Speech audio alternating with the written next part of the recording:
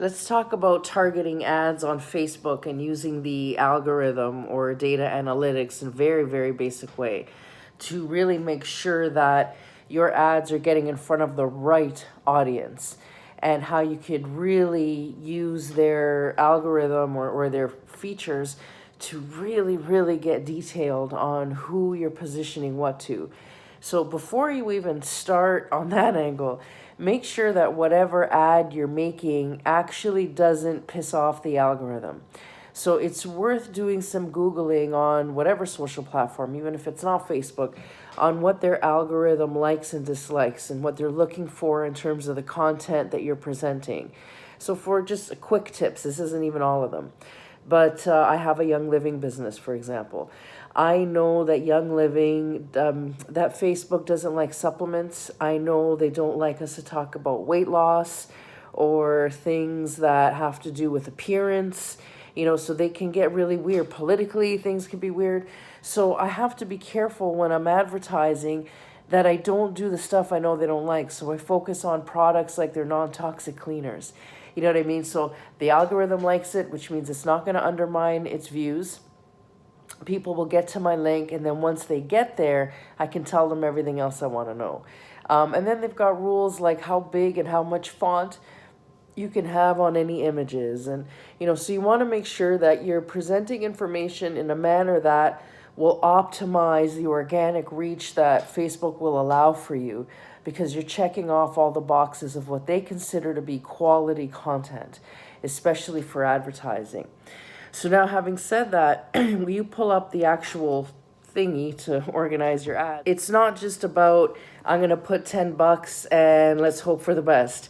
You can get very targeted. So let's say that you sell a piece of hunting equipment, okay? And you have a target market, like males between the ages of 30 and 45. Okay, that's your target market. And you have a physical store, it's not online, so you need to advertise to the people closest to your store, potentially, or as far as they're willing usually to drive to get to your store for the kind of stuff that you sell. So you can target it that way. So now let's say you say, okay, so I want everybody within a 20-kilometer radius of my store to see that's male, that's between the ages of 40 and 45.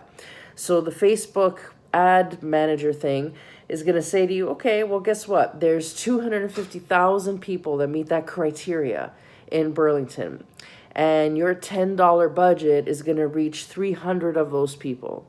So now you want to make sure that that 300 just doesn't get scattered among every male in Burlington, because 3/4 of them don't hunt. So now you're going to have to narrow that audience down, because you're only going to get to see 300 of however many thousands that the Facebook algorithm said is available to you, because your budget's only $10. So now you're going to, okay, if I can only have an audience of 300 for $10, what are those who are my dream 300 people that would see this ad? Is it an outdoorsman? Then I'm going to put that filter. Do men that tend to work in a specific career like my product? I'm going to put that in a filter.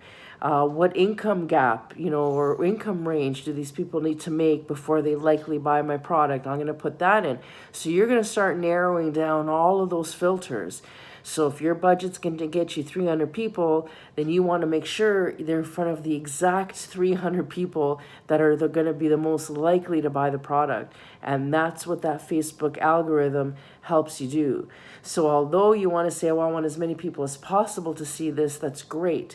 But when you have a really small ad budget, spreading yourself around like that doesn't help you very much, because you want to make sure that your conversion rate per views is really high. And you do that by making sure that the people that are actually going to view your ads are the most likely to be the ones that buy it. And Facebook won't know that. You got to tell them. So maybe there's cliche things like, people that buy my product tend to vote this way, or they tend to be interested in this stuff too.